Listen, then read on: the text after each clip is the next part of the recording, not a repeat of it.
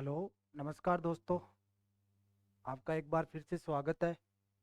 आज अपन जो पिछला जो भी अपन ने छोड़ा था ना उसके आगे से स्टार्ट करेंगे। जैसे अपना चल क्या रहा था, परसेंटेज चल रहा था।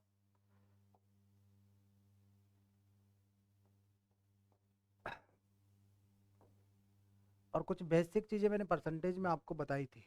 कुछ बेसिक चीज़ें मैंने आपको परसेंटेज में बताई थी। क्या बताया था परसेंटेज में? पहली चीज़ तो आपको बताई थी मैंने, एक बार रिपीट कर देता हूँ मैं। पिछली क्लास का जो भी है, परसेंटेज से फ्रैक्शन बनाना। परसेंटेज से फ्रैक्शन बनाना मतलब प्रतिशत से भिन्न बनाना। प्रतिशत से भिन्न बनाना। कैसे बनाओगे परसेंटेज से भिन्न?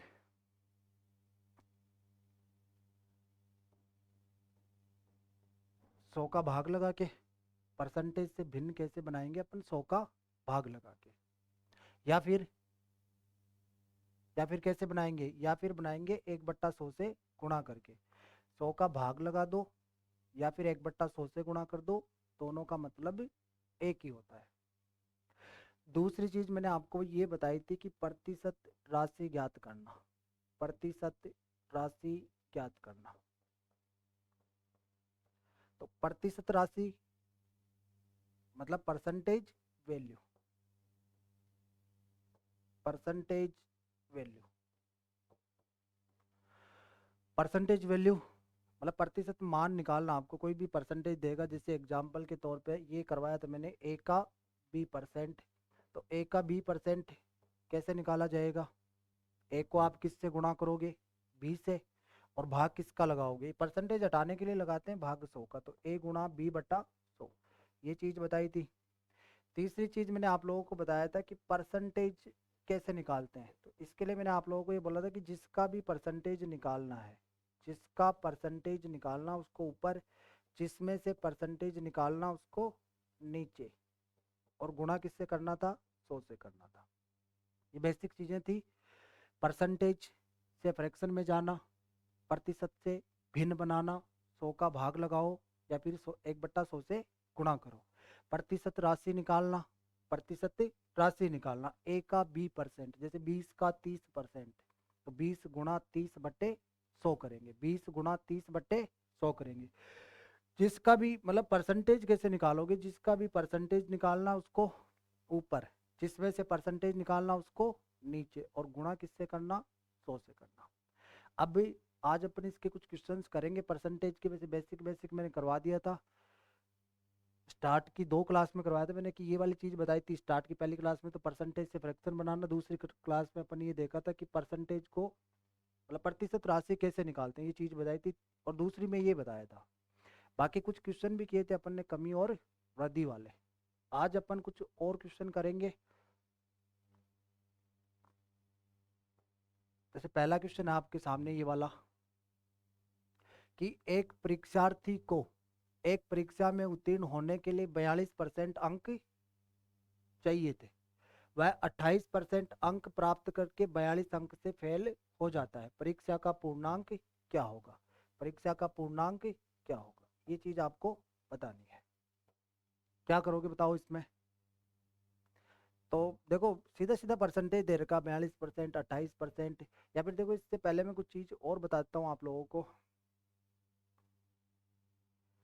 कि कोई भी एग्जाम होगी, कोई भी परीक्षा होगी, तो उस परीक्षा के लिए आपको क्या देखना होगा? पहले पहले आपको उसके ऊपर लिखा मिलेगा पूर्णांक।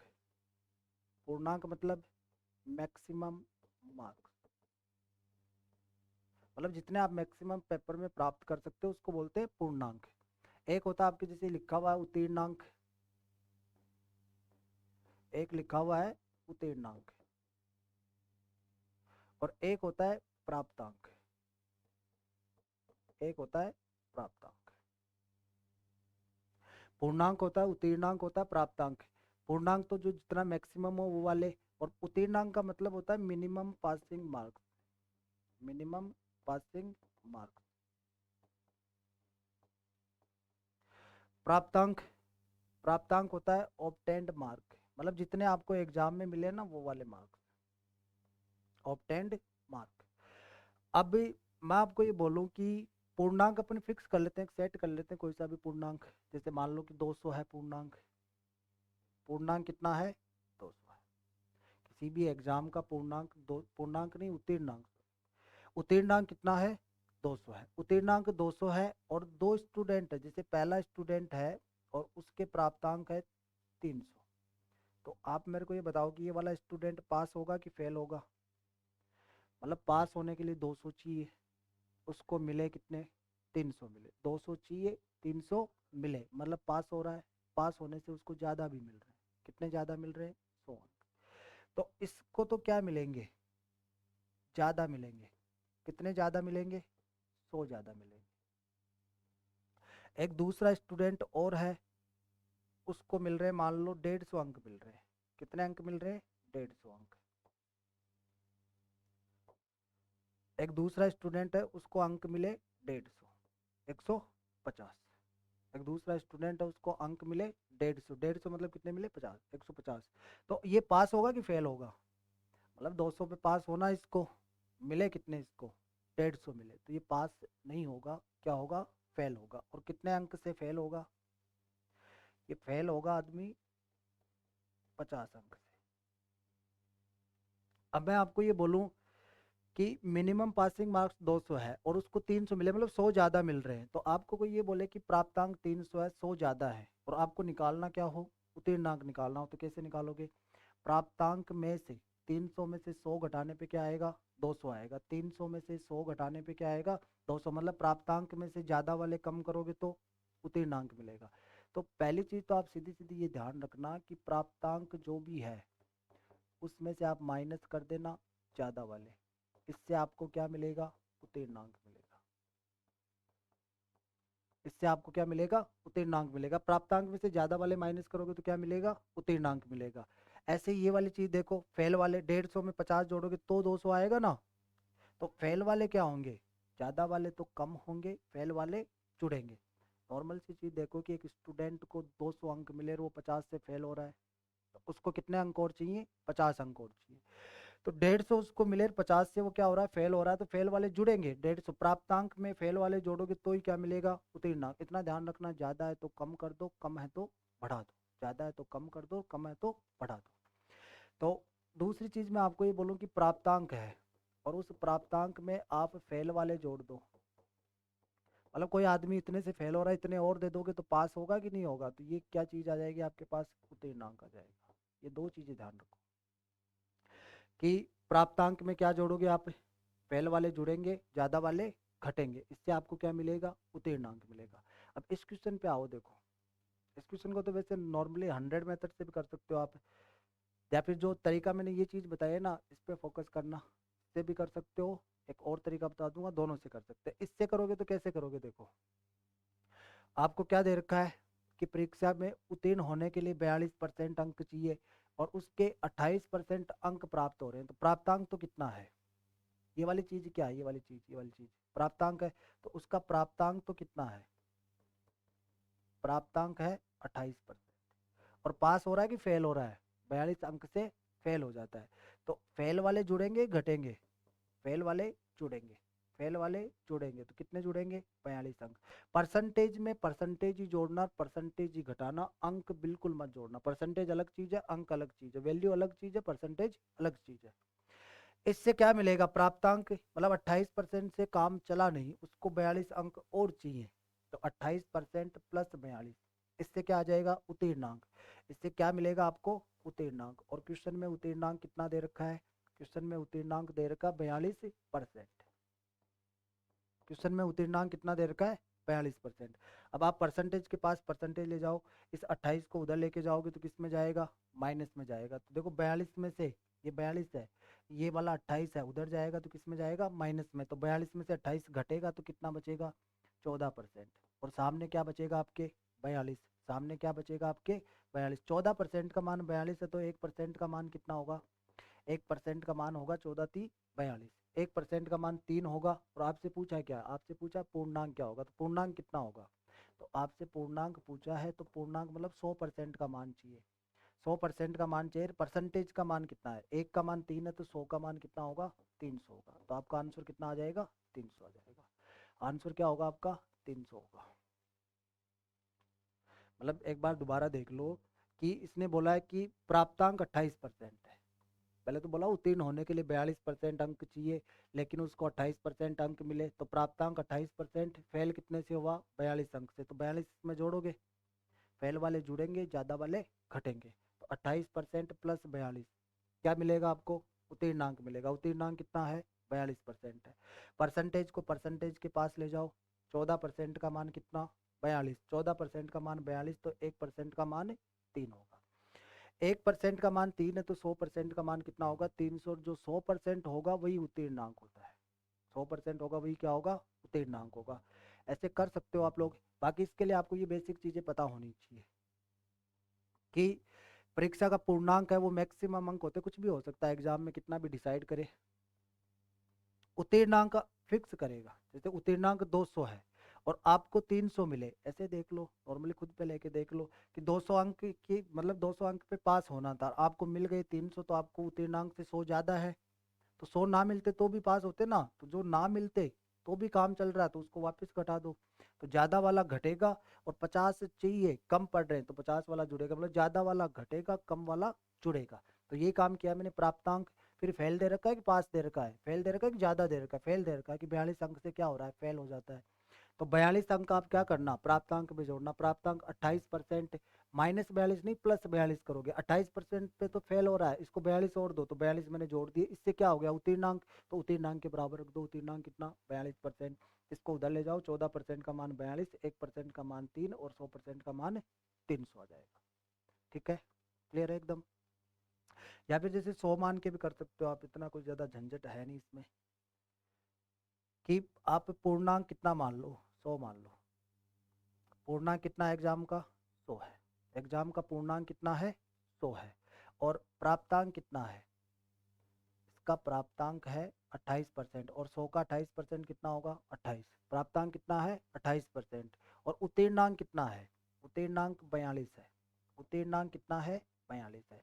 तो पास देखो, पास होने के लिए चाहिए 28, पास होने के लिए 42 चाहिए, और मिले कितने, 28। तो पास हुआ कि फेल हुआ, फेल हो रहा है ये आदमी, और कितने से फेल हो रहा है, ये चीज देख लो कि फेल हो रहा है ये आदमी 14 अंक से। और क्वेश्चन में कितना दे रखा है, 42। 14 का मान 42 है तो 1 का मान 3 है, और 1 का मान 3 है तो 100 का मान कितना आ जाएगा, 300 आ जाएगा। तो परीक्षा का पूर्णांक कितना हो जाएगा, 300 आ जाएगा। या तो ऐसे कर लेना या फिर ऐसे कर लेना, मतलब एक ही है दोनों।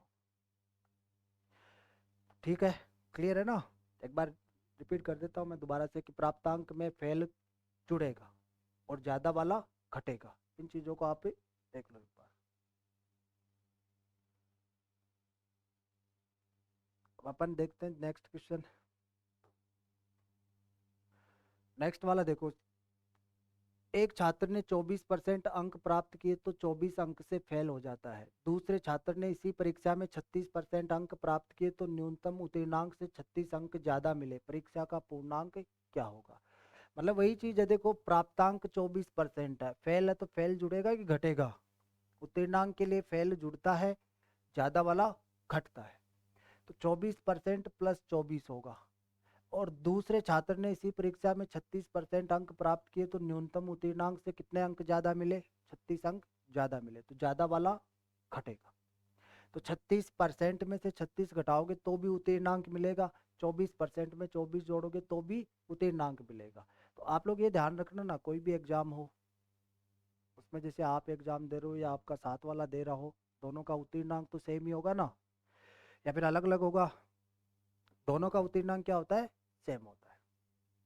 तो मैं ऐसे लिख दूं कि पहला छात्र ए मान लेते हैं, तो पहले का उत्तीर्णांक, पहले का उत्तीर्णांक बराबर होगा दूसरे का उत्तीर्णांक, पहले का उत्तीर्णांक बराबर होगा दूसरे का उत्तीर्णांक।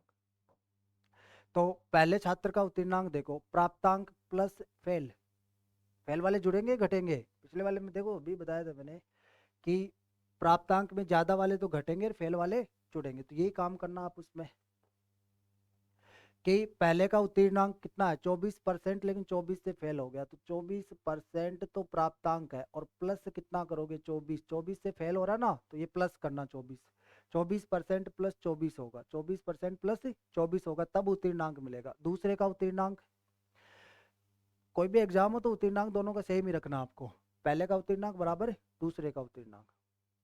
दूसरे के प्राप्तांक कितने हैं 36% है, तो ज्यादा है कि कम है, ज्यादा है, तो ज्यादा है तो ज्यादा नहीं चाहिए, तो वापस हटा दो, कितने हटा दोगे 36, ये बन गया एक। अब इसके हिसाब से देखना आप कि परसेंटेज को परसेंटेज के पास ले जाओ, तो इस 24% को उधर लेके जाओ, प्लस में जाएगा कि माइनस में, पहले से प्लस में है तो उधर जाएगा तो माइनस में जाएगा, मतलब 36%, परसेंटेज को मैं परसेंटेज के पास लेके जाऊंगा, मतलब इस वाले को इधर लेके जा रहा हूँ वैसे, तो क्या आएगा -24%। अंक को अंक के पास लेके आओ, अब इसको आप इधर, आप देखो इसको इधर लेके गए हो तो इसको इधर लाना पड़ेगा, तो 24 तो पहले से है, ये माइनस का 36 है, इधर आएगा तो प्लस का 36, 36 में से 24 घटाओ 12%, और 24 और 36 60, तो 12% का मान 60 है, तो 1% का मान क्या होगा 60/12, और 60/12 कितना होगा 12 पंजे 60, 1% का मान कितना है 5 है। आपसे क्या पूछ रहा है परीक्षा का पूर्णांक, तो पूर्णांक कितना होता है 100%, पूर्णांक कितना होता है 100%, तो आपसे पूछा है परीक्षा का पूर्णांक, तो पूर्णांक निकाल लो, 100% का मान चाहिए आपको, 1% का मान कितना है 5 है, 1% का मान 5 है, तो 100% का मान कितना होगा 100 गुणा 5, और 100 गुणा 5 कितना होगा 500 होगा, तो आंसर कितना हो जाएगा आपका 500 हो जाएगा, सी वाला हो जाएगा, कितना आएगा 500 आएगा। एक बार दोबारा देख लो कि पहले छात्र का जो उत्तीर्णांक होगा वही उत्तीर्णांक किसका होगा दूसरे छात्र का होगा, पहला छात्र जितने पे पास होगा उतने पे ही दूसरा छात्र पास होगा, तो पहले का जो उत्तीर्णांक वही दूसरे का उत्तीर्णांक, और 10वीं की एग्जाम होती है 10वीं की, तो उस 10वीं के एग्जाम में नहीं देखते कि आप 33% फिक्स होता है, जिसके 33% वो पास है, तो मतलब सबका ही 33% होगा ना, फिर अलग अलग होता है, सबका सेम होता है। तो पहले का उत्तीर्णांक दूसरे का उत्तीर्णांक, जितने पे पहला पास उतने पे दूसरा पास, पहले का उत्तीर्णांक फेल हो रहा है तो दे दो उसको 24 जोड़ दो, इसको ज्यादा मिल रहे हैं ज्यादा है तो घटा दो, 24% को उधर लेके जाओ, 36 के पास माइनस में जाएगा तो कितना बचेगा 12%, इस 36 को इधर लेके आओ जुड़ेगा 60, 12% का मान 60 है, 1% का मान 5 है, 100% का मान 500 होगा, तो आंसर कितना होगा क्वेश्चन का 500 होगा। ठीक है, अब ये चीज आप डायरेक्ट भी सोच सकते हो कि ये 24 फेल है तो ये तो माइनस है, और ये 36 ज्यादा ज्यादा है तो प्लस है, तो दोनों का अंतर कितना आएगा एक माइनस एक प्लस, तो अंतर के लिए दोनों को जोड़ते हैं, तो कितना होगा 60, इनका अंतर 12, 12 का मान 60, एक का मान 5 और 100 का मान 500। नेक्स्ट देखो, एनए एक परीक्षा में सेम टाइप का क्वेश्चन है, बस थोड़ा लास्ट में जो पूर्णांक है ना उसकी जगह क्या पूछा है, इसमें उत्तीर्णांक क्या होगा, पूर्णांक की जगह क्या पूछा है उत्तीर्णांक।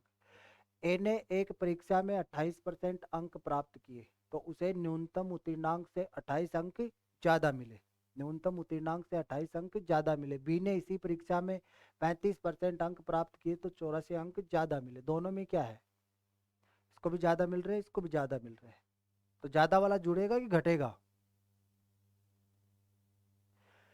ज्यादा वाला घटेगा और फेल वाला जुड़ेगा।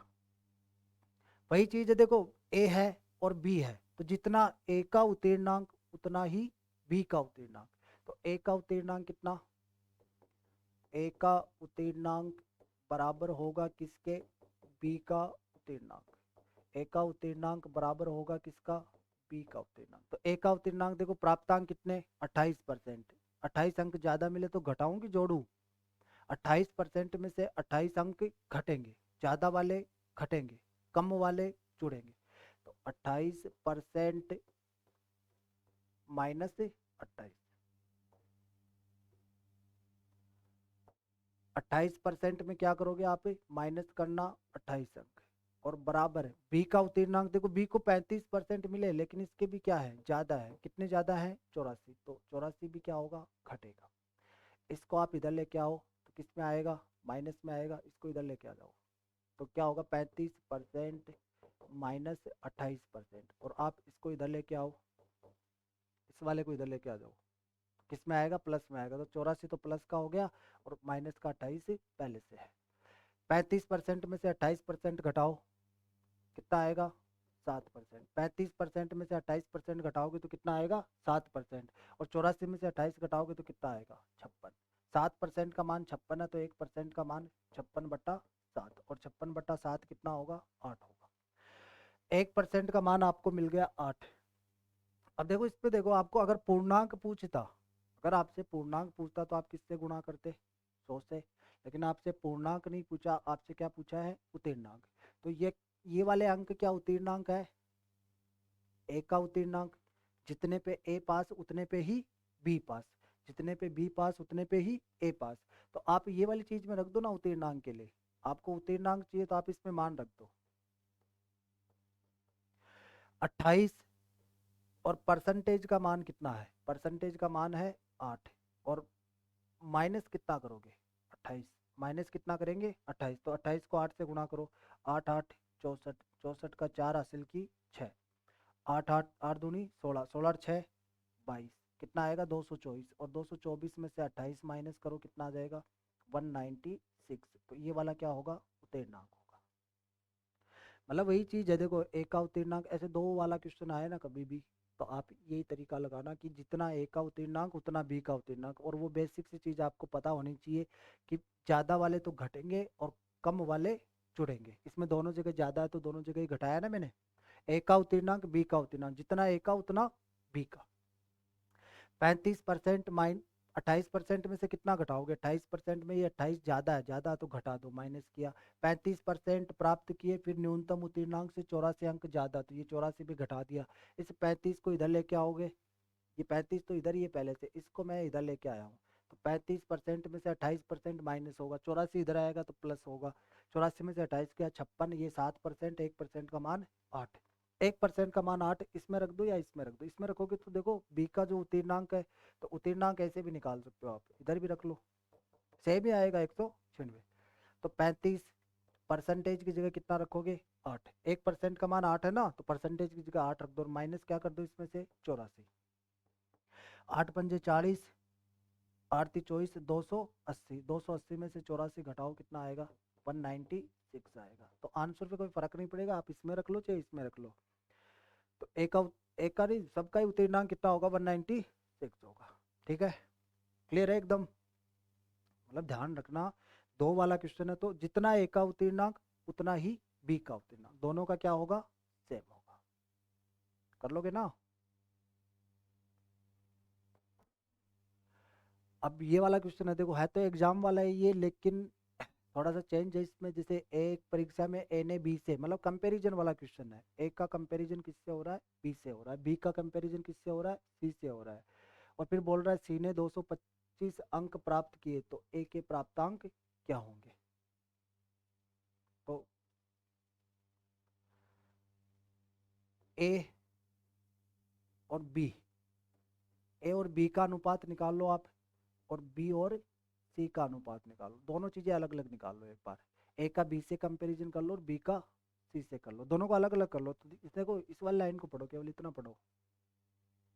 एक परीक्षा में ए ने बी से 20% ज्यादा, तो ए के ज्यादा है कि बी के, ए ने बी से 20% ज्यादा, तो 20% ज्यादा।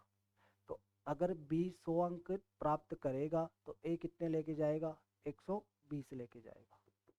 ये तो बोला है ए ने बी से 20% ज्यादा, तो ए के 20 ज्यादा होंगे किससे, बी से। बी से ज्यादा कौन है, ए है, तो ए ज्यादा होगा, बी कम होगा। तो बी 100 होगा, ये 120 होगा। जीरो से जीरो हटा लो, ये 6 आएगा और ये 5 आएगा। मतलब ए अनुपात बी कितना है, 6:5 है। ए अनुपात बी कितना है, 6:5 है। ऐसे बी और सी का अनुपात बना लो। बी ने सी से 20% कम, तो बी के 20% क्या है, कम है, किससे, सी से। तो बी ने सी से 20% कम अंक प्राप्त किए।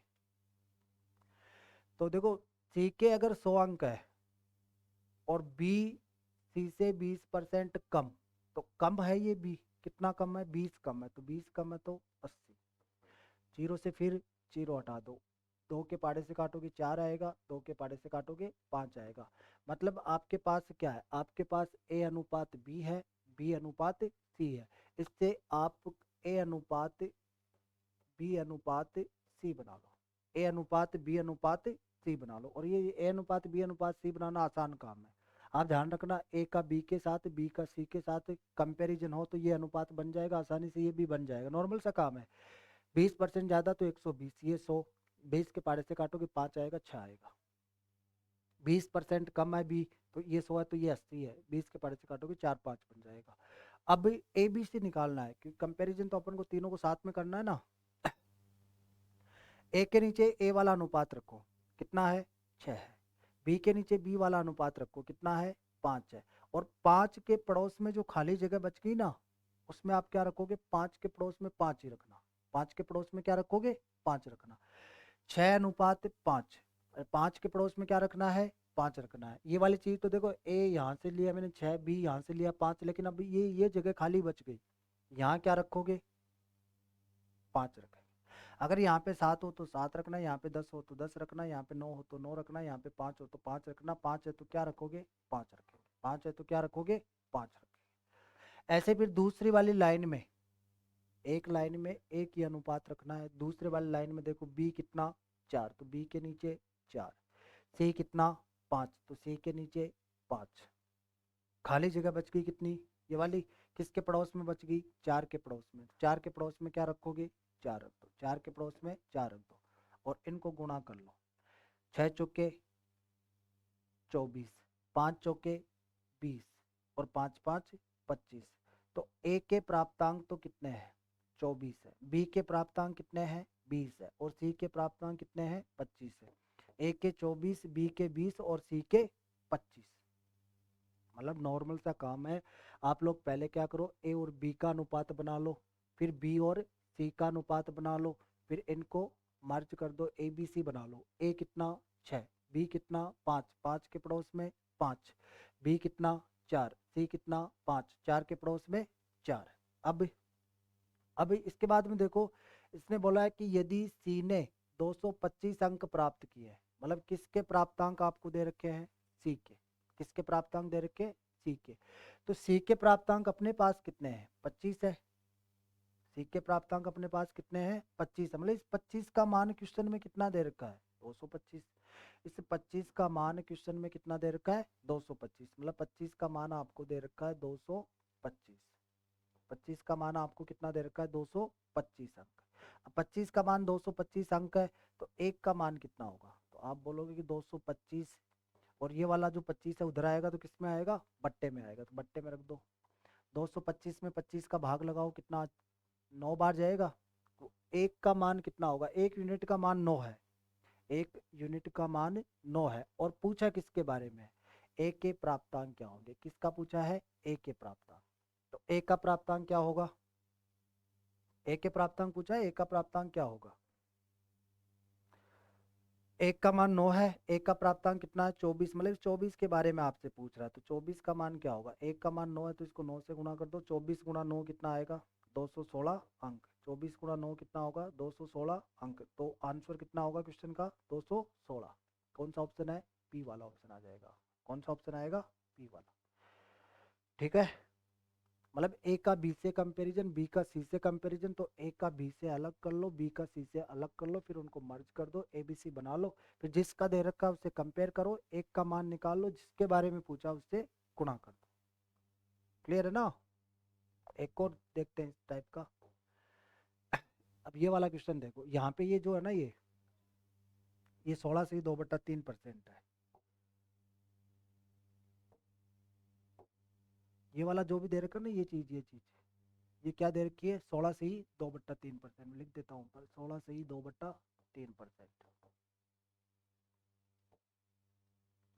और ये 20% है, ये वाली चीज़ है, ये वाली चीज़। इसकी जगह आप देखना, ये 11 से ही 1/9% है।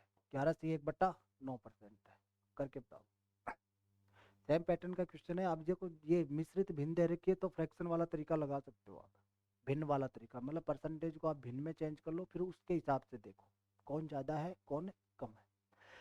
तो देखो, एक का कंपैरिजन बी से किया है। क्या कंपैरिजन किया कि ए ने एक परीक्षा में बी से 16 से ही 2/3% अंक ज़्यादा, मतलब ए को जो अंक मिले हैं वो बी से ज़्यादा है। तो पहला काम तो आप यही करो कि जो आपको 16c/2/3% दे रखा है, 16c/2/3% दे रखा है, इसको आप फ्रैक्शन में चेंज करो। फ्रैक्शन में चेंज करोगे कितना आएगा, ये 1/6 आएगा। कैसे आएगा ये मैंने बता रखा है पहले, आप देखो पहले वाला देखो, उसमें आपको पता लग जाएगा कि 16c/2/3% को फ्रैक्शन में चेंज करने पे 1/6 कैसे आएगा। पूरा डिटेल में बता रखा, आराम से समझा रखा है, देखना। 16c/2/3% का मतलब क्या होगा, 1/6। मतलब क्या है इसका, इसका मतलब है कि ए ने जो अंक मिले ना, ए को जो अंक मिले ना वो बी से ज्यादा है। तो देखो 6 से 1 ज्यादा है, 6 से 1 ज्यादा है, और ज्यादा कौन है, ए है कि बी है। लाइन पढ़ने के बाद में पता लगता है ना कि कौन ज्यादा है। ए ने एक परीक्षा में बी से 16c/2/3% अंक ज्यादा, मतलब ए के अंक ज्यादा है किससे, बी से। तो आप अनुपात बना सकते हो कि ए अनुपात बी। ए के अंक ज्यादा है किससे, बी से, तो बी के तो कितने हैं, 6 है, और ए का 1 ज्यादा है, 1 ज्यादा है तो कितना आ जाएगा, 7। तो कितना अनुपात हो गया, ए अनुपात बी हो गया 7/6। ए अनुपात बी कितना हो गया, 7/6 हो गया। ए अनुपात बी कितना हो गया, 7/6। अब दूसरा देखो, बी ने सी से 20% कम। अब बी के अंक कितने कम है, 20% कम है। तो ये जो सीधा सीधा परसेंटेज है, तो इसको तो आप 100 मान के, जैसे पिछले क्वेश्चन में किया था 100 मान के भी कर सकते हो, अनुपात बना सकते हो, लेकिन चलो मैं फ्रैक्शन से बता देता हूँ आप लोगों को। दूसरा क्या दे रखा है, बी और सी का कंपेरिजन दे रखा है, 20% लिखा है। तो आप 20% को फ्रैक्शन में चेंज करो, कितना आएगा, 1/5 आएगा। और 5 से 1 ज्यादा है कि कम है, बी ने सी से 20% कम है, तो 5 से 1 कम है, तो 5 में से 1 कम करना। और किसके कम है, बी के कम है कि सी के। तो इसने साफ साफ लिखा है बी ने सी से कम अंक प्राप्त किए, तो बी ने कम अंक प्राप्त किए, कितना कम, 1 कम। तो आप सी के कितने लोगे, सी के अंक कितने लोगे, बी के तो कम है, कितना कम है, 1 कम है, लेकिन किससे कम है, 5 से कम है। तो सी के कितने, 5, और बी का कितना, 1 कम, 1 कम करोगे तो कितना आएगा, 4। तो बी का सी से जो अनुपात आएगा वो कितना आएगा, 4/5 आएगा। ऐसे देखो, सी और डी और दे रखे हैं, सी ने डी से 11 से 1/9% ज्यादा। अब देखो सी के ज्यादा है, कितने ज्यादा है, 11 से 1/9%। तो 11 से 1/9% को भी चेंज कर लो भिन्न में, कितना आएगा, 1/9। मतलब अगर सी और डी का कंपैरिजन बोला है, अगर सी के अंक डी के अंक 9 होंगे तो सी का क्या है, 1 ज्यादा है, 1 ज्यादा, ज्यादा तो प्लस होगा, कम है तो माइनस होगा। तो 9 में 1 जोड़ो, कितना आ जाएगा, ये वाला 9 होगा, तो ये वाला क्या होगा, 10 होगा। अब यहाँ से आपको ये पता चल गया कि ए के जो अंक है, बी के साथ कंपैरिजन क्या हो रहा है, ए अनुपात बी आ गया। बी का सी से क्या हो रहा है, 4/5 हो रहा है। सी का डी से क्या हो रहा है, 10/9 हो रहा है। लेकिन अपने को तो क्या करना है, इन सबको मर्ज करना है, कंबाइंड देखना है। क्यों, क्योंकि इसने बोला है कि 600 अंक की एक परीक्षा में डी को 90% अंक मिले, मतलब डी के प्राप्तांक दे रखे, दे नहीं रखे, लेकिन अपन 600 का 90% निकाल लेंगे तो मिल जाएगा अपने को। और किसके प्राप्तांक पूछ रहा है, ए के प्राप्तांक, मतलब डी का कंपैरिजन सीधा सीधा किससे कर रहा है, ए से कर रहा है। तो आप इनका मिक्स में रेशियो बना लो, ए अनुपात बी अनुपात सी अनुपात डी। और इसका तरीका अभी मैंने आप लोगों को बताया है, कैसे बनाओगे। पहले पहले वाली लाइन में पहले वाला अनुपात, दूसरी लाइन में दूसरा अनुपात, तीसरी लाइन में तीसरा अनुपात। इससे क्या बन जाएगा आपका, ए बी सी डी बन जाएगा ना आराम से। पहले तो इन्हीं चीजों को एक बार दोबारा देखो, 16c/2/3% 1/6, 6 से 1 ज्यादा, ज्यादा कौन है, ए ज्यादा है, तो ए को मैंने 6 से 1 ज्यादा बना दिया, कितना, 7। 20% कम है, मतलब 5 से 1 कम, 5 से 1 कम, कम कौन है, बी कम है, तो बी को मैंने कम बना दिया, 5 से 1 कम, सी 5 होगा तो बी 4 होगा। 11 से 1/9% ज्यादा, ज्यादा कौन है, सी ज्यादा, किससे ज्यादा, डी से ज्यादा, मतलब 9 से 1 ज्यादा 10 हो जाएगा। अब ए बी सी डी देख लो, ए कितना, 7, बी कितना, 6। और अभी आप लोगों को बताया था कि 6 के पड़ोस में 6, फिर 6 के पड़ोस में 6, ऐसे कुछ और होता तो आगे फिर 6 लिखते अपन। फिर दूसरे वाली लाइन में दूसरा अनुपात, बी के नीचे 4, सी के नीचे 5, 5 के पड़ोस में 5, और 4 के पड़ोस में 4, इतना लिख लो। तीसरे वाली लाइन में देखो, सी कितना, सी है ना ये, सी कितना, 10, और डी कितना, 9। तो सी के नीचे आप 10 रखो, और डी के नीचे आप 9 रखो। 10 के पास में 10, फिर 10 के पास में 10। अब या तो इनको गुणा कर लो या फिर इनमें कुछ कट रहा हो ना, चारों लाइन में होना चाहिए। इस लाइन में 5 है, इस लाइन में भी 5 है, इस लाइन में भी 5 है, इस 10 में देखो 5 है ना, इस लाइन में भी 5 है, इस 10 के साथ 5 है, तो 5 से काट लो इसको। 5, ये वाला 5 और ये वाला 5 कटेगा, 5 से कटेगा 2 बार, ये वाला भी 5 से कटेगा कितनी बार, 2 बार। अब गुणा कर लो, 6 9 54, 6 10 60। इसका चाहिए नहीं अपने को, डी का दे रखा है, ए का पूछा, तो ए का देख लो कितना है 28, कितना है 28, 7 चुके 28, 28 सॉरी ये 2 भी तो है,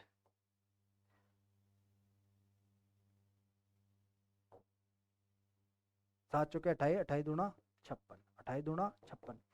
अब लेकिन ये किसका किसका क्या है, ये प्राप्तांक है ना, ए ने बी से इतने प्राप्त किए, ये प्राप्तांक है।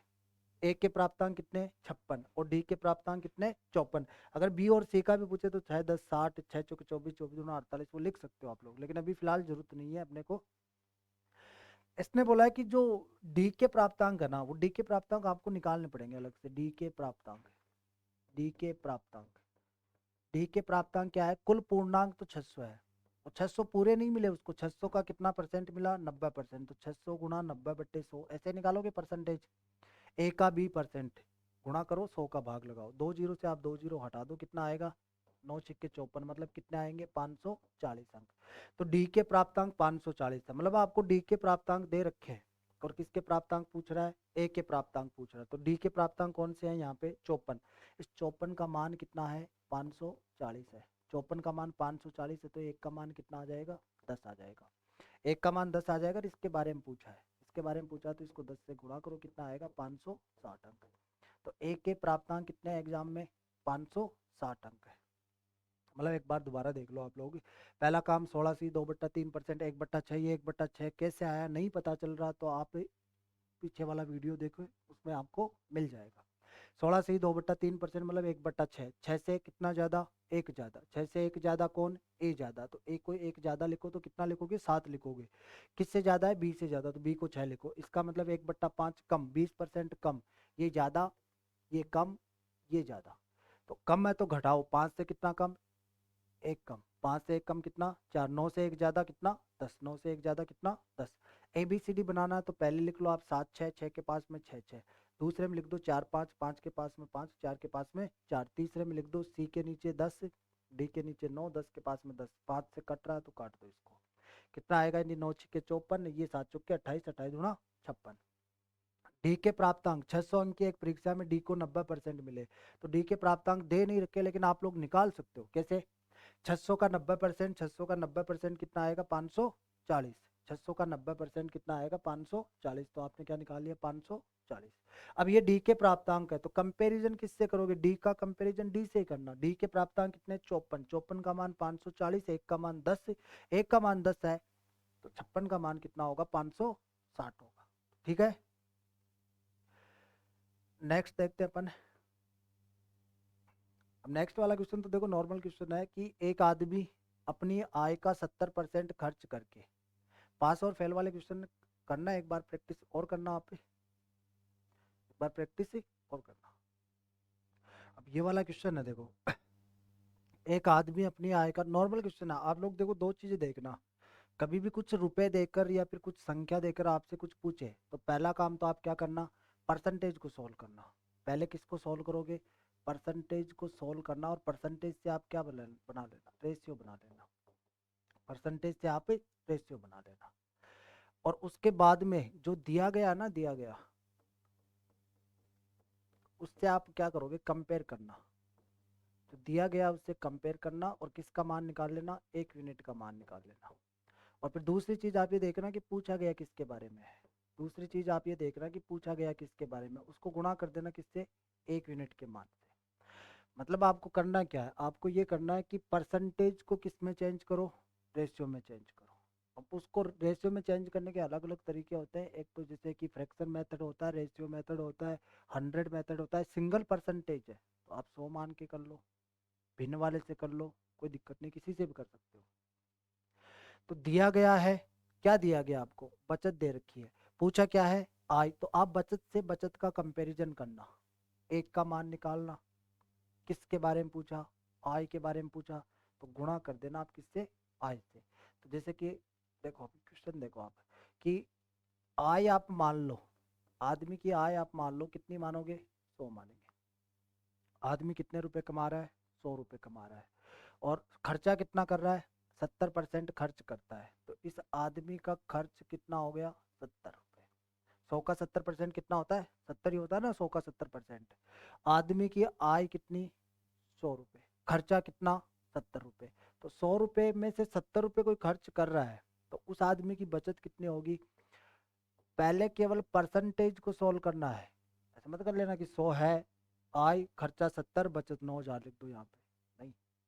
पहले केवल परसेंटेज, 100 रुपए में से 70 खर्च हो गए तो बचे कितने, 100 में से 70 घटाओगे कितने बचे, 30 बचे। अब ये जो रेशियो बन गया, इसके बाद में आपको उस चीज को काम में लेना है कि दिया गया और पूछा गया। दिया गया क्या है, दिया गया क्या है, तो क्वेश्चन में देखो कि 9,000 रुपये दे रखा आपको, ये 9,000 रुपये क्या है, बचत है।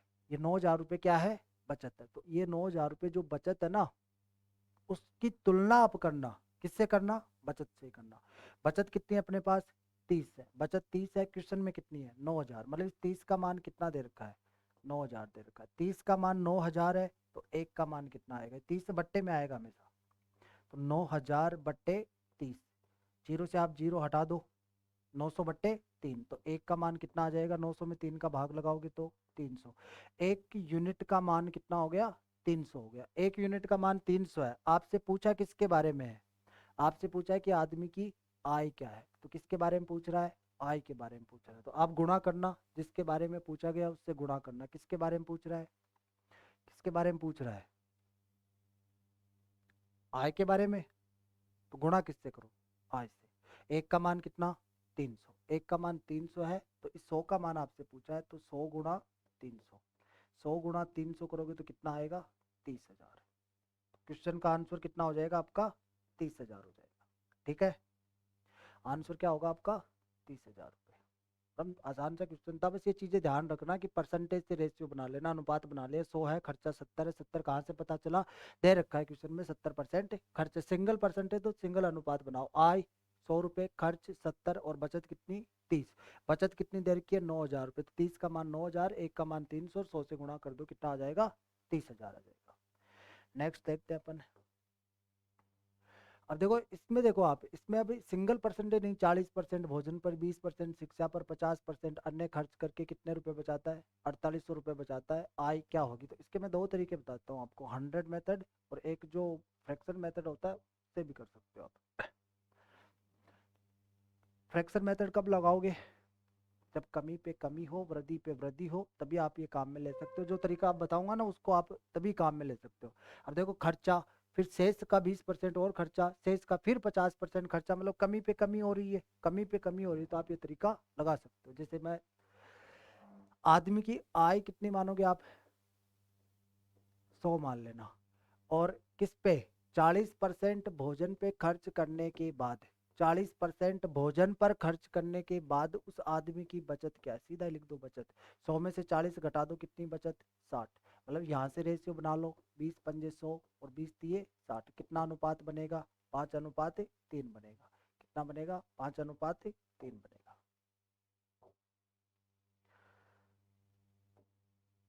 5:3 बनेगा।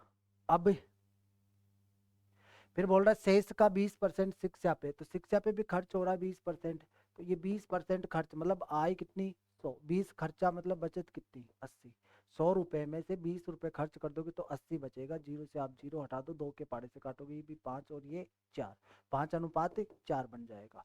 आय 5:3 किसके बाद, आय और बचत का अनुपात 5:3 किसके बाद, भोजन के खर्च के बाद, 20% शिक्षा पे खर्च के बाद 5:4, तो शेष का 50% अन्य खर्चा, तो अन्य खर्चा कितना है, अन्य खर्चा है शेष का 50%, अन्य खर्चा कितना है, शेष का 50%, तो 50% खर्चा अन्य, 50% वाला और लिख लो। देखो 100 है, 100 में से 50 रुपए खर्च कर दिए, 50% का मतलब 100 का 50% 50 ही होगा, तो 50 खर्च कर दिए तो कितने बचेंगे, 50। काटोगे तो ये एक आएगा और ये दो आएगा, और इनको क्या कर लेना, गुणा कर लेना। कब, जब कमी पे कमी हो, वृद्धि पे वृद्धि हो, उस टाइप का, उस पैटर्न का क्वेश्चन बने ना, तब आप इनको गुणा कर सकते हो। ऐसे नहीं कि मैक्स क्वेश्चन है सीधा ही टोटल पे ही हो रहा है काम फिर भी आप गुणा करो, नहीं। जब शेष शब्द लिखा हो या फिर पैटर्न याद रखो कि कमी पे कमी, वृद्धि पे वृद्धि, वृद्धि पे कमी और कमी पर वृद्धि, इस टाइप के कोई क्वेश्चन बने ना तब आप इस तरीका काम मिले। गुणा करो, देखो 5 5 25, 25 दूना 50, 5 5 25, 25 दूना 50, 3 चौके 12, 3 चौके 12, कर सकते हो गुणा। अब देखो आदमी की आय तो कितनी है 50 है और आदमी की बचत कितनी है 12 है, तो खर्चा कितना आदमी का 38 होगा। खर्च के बारे में भी बोले तो वो भी देख सकते हो आप लोग। यहाँ से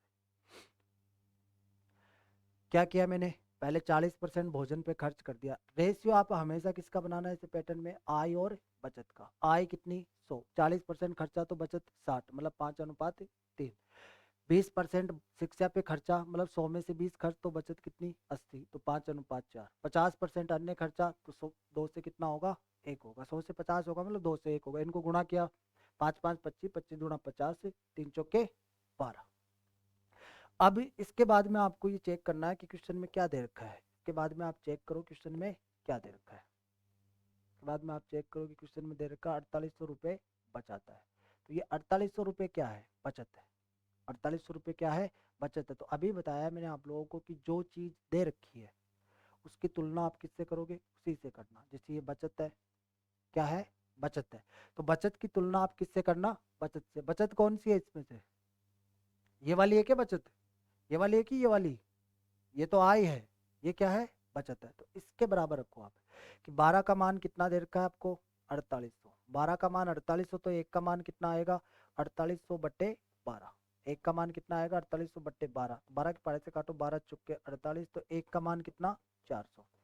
एक का मान 400, पूछा किसके बारे में है, वो भी क्वेश्चन में दे रखा है। क्या पूछा है, आय क्या होगी, तो आय के बारे में पूछा, तो गुणा किससे करोगे, जिसके बारे में पूछे उसी से गुणा करना। किसके बारे में पूछा, आय के बारे में पूछा, तो आय से गुणा कर दो। आय कितनी 50, तो 50 को गुणा करो आप, किससे गुणा करोगे 50 को, एक के मान से। एक का मान कितना है 400, तो 50 गुणा 400, 50 गुणा 400 कितना आएगा 20,000। तो क्वेश्चन का आंसर हो जाएगा आपका 20,000। ठीक है, मतलब एक बार दोबारा देख लो इसको, वैसे से 100 मान के भी कर सकते हो इसको। आदमी की आय कितनी 100, 40% खर्च कर दो कितना बचेगा 60, 60 का कितना खर्च करोगे 20%, तो 60 का 20% कितना होता है, 60 का 20% 12 होता है। 12 खर्च करने के बाद में कितना आएगा, 60 का 20% 12 होता है ना, 12 खर्च करने के बाद में 48 आएगा। फिर 48 का 50% और खर्च कर रहा है, तो 48 का 50% 24 होगा, तो 24 घटा दोगे तो लास्ट में बचत कितनी है 24 है। और ये जो 24 है, इस 24 का मान कितना दे रखा है 4800, 24 का मान 4800, तो एक का मान कितना होगा 200। एक का मान 200 होगा तो 100 का मान क्या होगा 100 गुणा 200। आय के बारे में पूछा ना, तो आय अपन ने क्या मानी है, यही मानी, तो ऐसे भी कर सकते हो। लेकिन ये जो तरीका नहीं, ये आसान होता है। अलग अलग पे काम करना। 100 में से 60, 40 घटाया 60 आया, 100 में से 20 घटाया 80 आया, 100 में से 50 घटाया 50 आया। इनको गुणा ही तो करना है, गुणा करके ये आय होती है, ये बचत होती है। आसान काम है, कर सकते हो। ठीक है, नेक्स्ट देखते हैं। अब देखो सेम पैटर्न का क्वेश्चन तो नहीं है ये, थोड़ा सा चेंज है इसमें। एक आदमी अपनी आय का 60% खर्च करता है, यदि इसकी आय को 20%, एक मिनट देख लेते हैं सेम पैटर्न का मिल जाए तो।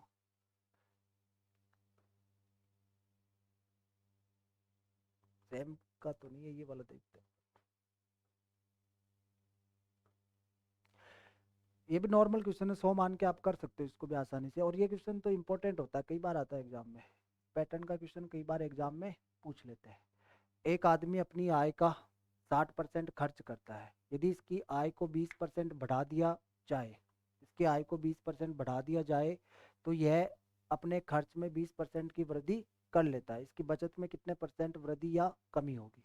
तो देखो आदमी की आय आप मान लो, आदमी की आय आप मान लो, आदमी की आय आप मान लो कितनी 100 रुपये।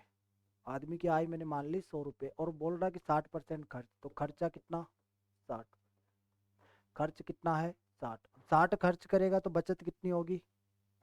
नॉर्मल सा काम है, पता लग ही जाता है। 100 रुपये में से कोई 60 खर्च करेगा तो बचत कितनी होगी, 100 है, 100 कमाए हैं, उसमें से 60 उड़ाए हैं, तो बचत कितनी 40 होगी कि नहीं होगी। बचत हो गई 40। अब इसके बाद में क्वेश्चन पढ़ो, देखो क्या बोल रहा है, यदि इसकी आय को 20% बढ़ा दिया जाए, किसको बढ़ाने के लिए बोल रहा है, आय को बढ़ाने के लिए बोल रहा है, तो आप किसको बढ़ाओगे, आय को बढ़ाएंगे। आय कितनी है 100, 100 को कितना बढ़ाओगे, जितना बोले ना उतना बढ़ाना, 20% बोला तो 20 बढ़ा दो, तो इसको 20% बढ़ाओ, 100 को 20% बढ़ाओगे तो कितनी हो जाएगी आय, 120 हो जाएगी, मतलब नई वाली आय कितनी है 120 है। अब अब अगला बोल रहा है कि खर्चे को भी बढ़ा लेता है, ये खर्चे को कितना बढ़ाएगा 20%, 20 नहीं बढ़ाएगा 20% बढ़ाएगा, ये चीज ध्यान रखना। तो खर्चा कौन सा, ये वाला है ना खर्चा, 60 खर्चा है पहले, उसको 20% बढ़ाएगा, तो पहले तो ये देखो कि 60 का 20%, तो 60 का 20% कितना होगा, 60 का 20% निकालना आना चाहिए आप लोगों को, 60 का 20%, 60 गुणा 20/100, 2 जीरो से 2 जीरो हटा दो, कितना आएगा 6 दूनी 12, तो 60 को 12 बढ़ा लेगा तो कितना कर देगा खर्चा 72।